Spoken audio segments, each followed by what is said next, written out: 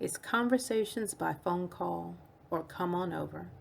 It's laughter or tears, encouragement or forgiveness. It's no matter what happens, I am here for you. It's there may not be an answer to your question, but I am here to listen. It's we'll get through it together. It's the real and the raw and the oh my gosh, how did I get here moments. It's showing up and understanding. It's I am strong when you are weak. It's making connections so the gaps don't exist. It's life is more doable with a friend. It's sisters of color. Limitless what we can do, and when we just really, and it's about surrender, which is hard. It's hard sometimes to surrender. That's what it is. So is that how you got rid of the noise?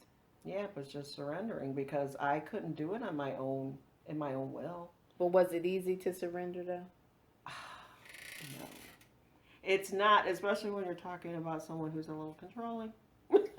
Who's a little, who doesn't like surrender. Of course, God asks us to surrender, and there's certain aspects of our life that we're like, oh yeah, we're okay to surrender this, God. That's true. But yet I'm like, no, I can't surrender. Like we talked about the boys and their struggle with their faith. I'm like, but no, God, you're not doing this fast enough. It's like I got to take it back because I'm the one that's got to do this. And I'm thinking, oh my gosh, who am I to say this to God? Because God's the one that's going to be taking care of their souls because they already have the seed planted. That's what you did. That's what we did. That's what Orby and I did. So I'm just like, they just have to find their way in their relationship with Him. They just have to find their way, and all I do is just be that praying mom. That's it, right? That praying mom that just says, you know what, Lord, they're yours because you blessed me with them. They're yours. So you find anybody to just stop them in their tracks, to just because I want a revival in their heart. Right. But then, like I said, I had to get rid of the noise. That's why I encourage you to just get rid of the noise because once you surrender, seriously, fully surrender and not go and give it to God and take it back, which is what I've done when it came to the boys. I've done that too. I would give it to God, bring it back. Give it to God, bring it back. It's like, no, and God just had to kind of reprimand me, like, you know what? I will do it, but you just need to leave it with me. And I know this is just me asking this in a different way. Yeah. Because, I totally get what you're saying, but how would you suggest somebody just to get rid of the noise? I know we have to surrender, but what did that look like? Was that like daily prayer? Did you have to keep taking it to God? Or was that one surrender just one time? Or did you had to keep going back and you had to keep going back and you had to keep going back? Right. Well, I had conversations with God. I would just, I would surrender, or I thought I would surrender.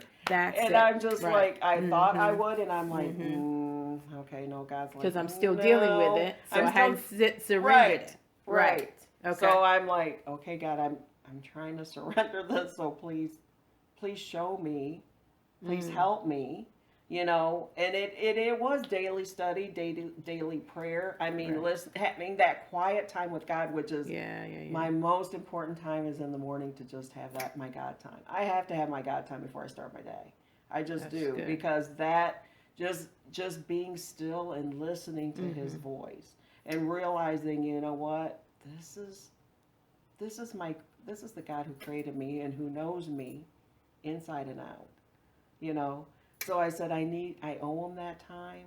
I said, and I need to be still and listen to His voice.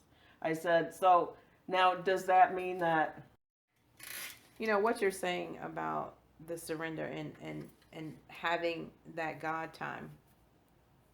I'm just going to be honest, because I keep telling myself to commit myself to that. And once upon a time I did that because I knew that I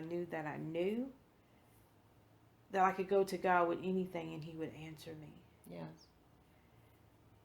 Now I'm struggling because I'm struggling because I knew who God was then. You know how that childlike faith, that first love in God makes everything all pretty, and Yes. it comes in the wrapped little bow, and Right. and you, oh my God, God did it. Yeah. You know, of course, but as you mature through Right. your walk with Christ, things are not always answered right then. Right. Right. And I think for me, I'm struggling Yeah. with that. Right. And so that makes it hard for me, right? And so the things that I should know, Right. the doubt I shouldn't have, is what has crept back in. Mm-hmm. And I'm just frustrated. I'm just frustrated. And then where I can't seem to get it turned around. Mm-hmm.